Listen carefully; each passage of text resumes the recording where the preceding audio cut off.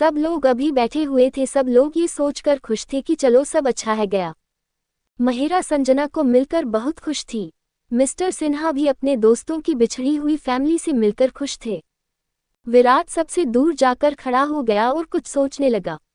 थोड़ी देर सोचने के बाद उसने ध्रुव को अपने पास बुलाया। ध्रुव आंखें ऊपर करते हुए विराट के पास आया और आते ही थोड़ा गुस्से के साथ बोला, विराट क्या है ये सब?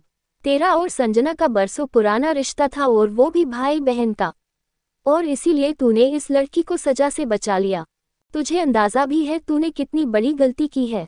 तूने एक अपराधी को बचाया है, और वैसे भी जब तक अपराधी को उसके अपराध की गलती सजा नहीं मिल जाती उसे अपनी गलती का कभी एहसास नहीं होता है। पर तूने तो सब कचरा कर दिया। अब इस संजना को कभी ये एहसास नहीं होगा कि उसने कोई गलती भी की थी।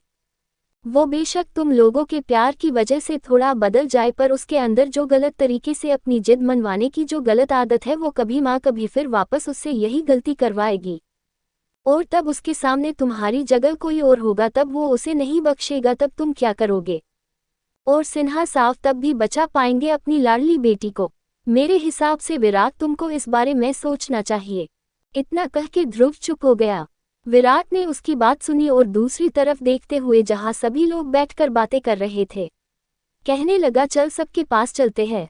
विराट के इतने ठंडे रिस्पॉन्स को देखकर विराट ने व्यंग्यात्मक रूप से देखते हुए हूं कहा। विराट सब लोगों के पास आकर संजना से बोला, संजू कम हियर। संजना विराट के पास आए और बोली, जी भाई।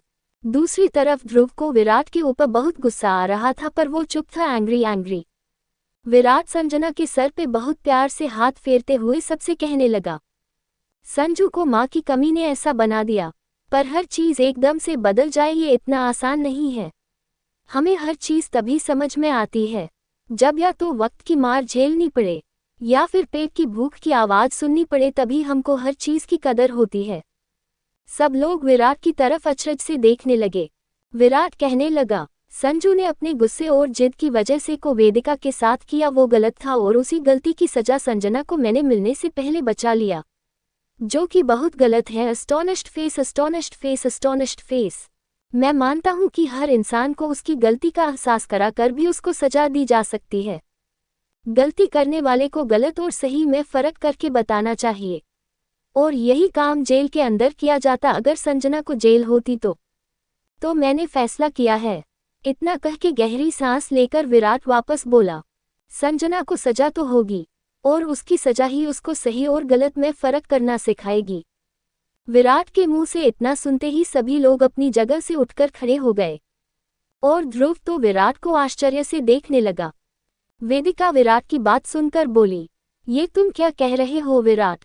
तुम तो कह रहे थे कि हमारे प्यार और दुलार से संजना को सही और गलत में फर्क करना सिखाएंगे, फिर ये सजा वाली बात कहाँ से आ गई? वेदिका से थोड़ा अचरज भरी निगाहों से देखते हुए कहा। विराट ने वेदिका की बात सुनकर कहा, वेदिका पहले पूरी बात सुन लो, उसके बाद आप लोग बोलना।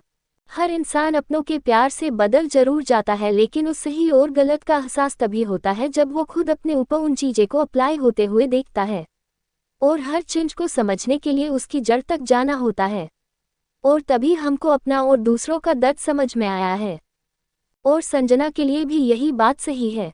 वो अब हमारे कहने के हिसाब से चल तो लेगी, पर उसको असली गलती का एहसास कभी नहीं होगा, और उसके साथ भविष्य में दोबारा कुछ भी उसकी मर्जी के खिलाफ हुआ तो शायद ये यही गलती वापस दोहराए। इसलिए संजना को उसकी गलती को प्रैक्टिकली समझाने के लिए, और दुख दर्द क्या होता है, मेहनत क्या होती है, और दूसरों का दर्द क्या होता है, ये सब समझाने के लिए उसे सजा देना जरूरी है।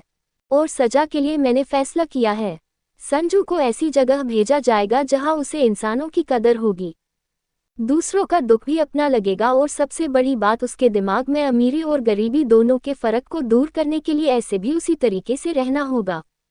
संजना को अब वो जीवन जीना होगा जो उसने कभी नहीं जिया, वो सब करना होगा जो उसने कभी सोचा भी नहीं होगा। उसको अब ये सब समझाने के लिए मैंने बहुत बड़ा फैसला लिया है। फिर ध्रुव की तरफ देखकर बोला, तू 3-4 महीने के लिए अपनी रूरल जगह की पोस्टिंग पे जाने वाला है ना? तूने मुझे बताया था कि इस केस के बाद तू कुछ महीनों के लिए किसी छोटी जगह पर जाकर पोस्टिंग करने वाला, और वो इलाका बहुत ही बैकवर्ड है, वहाँ कोई सुविधा न के बराबर है। तो तू वहाँ के लोगों को नई सोच और नए तौर तरीकों से रूबरू कराने के लिए उन लोगों के बीच में रहकर अपनी पोस्टिंग करेगा। विराट ने ध्रुव की ओर सवालिया नजरों से देखते हुए कहा। ध्रुव विराट की बात से सहमत होते हुए कुछ अटकते हुए बोला, हाँ, जाने वाला हूँ, पर इन सब का संजना से क्या लेना देना? तू साफ साफ बताएगा तेरे दिमाग में क्या चल रहा है? ध्रुव ने थोड़ा खींचते हुए कहा। Smirk smirk smirk. विराट कहने लगा, संजना की सजा वही कटेगी अब। क्या आया? Astonished face, astonished face, astonished face, astonished face, astonished face, astonished face, astonished face। ध्रुव के साथ साथ सभी लोग साथ चिल्लाकर बोले, astonished face, astonished face, astonished face, astonished face, astonished face, astonished face।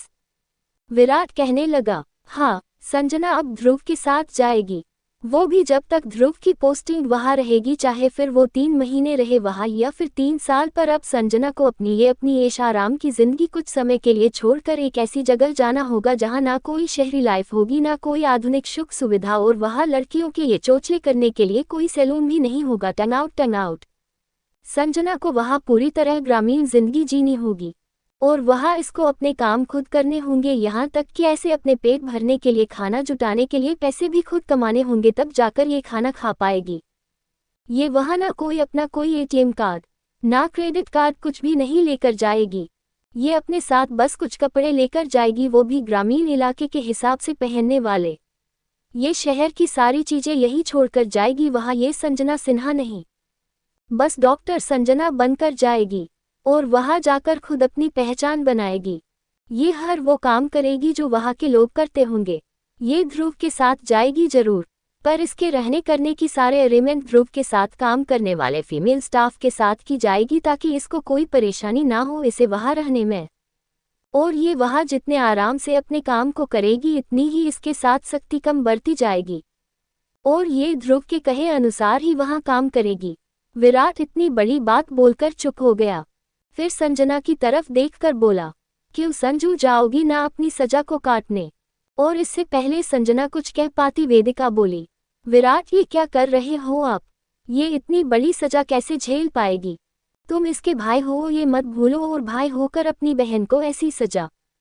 इतना कहने के बाद वेदिका सिन्हा जी से बोली, अंकल आप भी कुछ बोलो ना।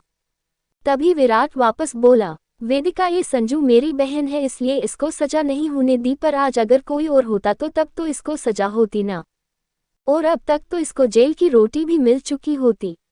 और जेल के अंदर क्या क्या होता है ये मुझे आप सबको बताने की जरूरत है क्या? मैंने इसके लिए जो सोचा है बिल्कुल सही सोचा है, और फिर भी तुम लोगों को लगता है कि मैं गलत हूं तो सॉरी, मैं अपना फैसला नहीं बदलेगा। विराट ने इतना कह के संजना से कहा, तुम कुछ बोलोगी? संजना की तो बोलती पहले ही बंद थी, फिर अब क्या बोलती? उसने बस ना मैं गर्दन हिला दी। तभी अविनाश सिन्हा जी बोले, बेटा तुमने जो सोचा है वो बहुत सख्त है क्या? वो आगे बोलने वाले थे, तभी विराट कहने लगा, आप भी तो संजना के ऐसे बनने में इतने जी जिम्मेदार है जितने इसका दादा दादी और ये खुद। आपने कभी इस पे ध्यान दिया होता तो आज ये दिन नहीं आता, इसलिए आपकी भी ये सजा ही मानो। आप भी संजना से दूर रहो और उसे खुद अब गलत और सही में फर्क करने दो। अब मेरा फैसला नहीं बदलेगा और मुझे ध्रुव पर पूरा भरोसा है, वो मेरे दोस्त नहीं मेरा भाई है और वो अच्छे से जानता है कि मेरी बहन की कैसे केयर करनी है। वैसे भी ध्रुव जितना अच्छा है उतना ही समझदार भी, और वो औरत की बहुत इज्जत करता है। और अब ज्यादा मुझे कुछ बताने की जरूरत नहीं है। संजना ध्रुव के साथ वहां जाएगी और वहां जाकर जो ध्रुव ऐसे बताएगा ये वही करेगी। और संजना सच में अब भी मुझे अपना भाई मानती होगी और ऐसे भाई बहन के रिश्ते की कदर होगी, तो इसे मेरे फैसले से कोई ऐतराज नहीं होगा। इतना कह के वो घर ले अंदर जाने लगा। तभी ध्रुव उसके पास जाकर बोला, संजना को ऐतराज हो या ना हो पर मुझे है। तू जानता भी है तू क्या करने जा रहा है। ये एक दिन नहीं रुक पाएगी वहाँ, और ऊपर से इसके वो नखरे कोई नहीं सह पाएगा वहाँ। सॉरी तो से यूं विराट, पर इस आफत को तू मेरे सिर में मर। टंग आउट। ध्रुव ने हाथ जोड़ते हुए कहा, folded hands folded hands folded hands. Viren उससे कहा, चल मेरे साथ। और वो फिर से सबके बीच आ गया और ध्रुव से बोला, कब जा रहा है तू अपनी नई पोस्टिंग पे? तो ध्रुव ने माथे पर सलपाड़ते हुए कहा, परसों। पर तू ये सब क्यों पूछ रहा है?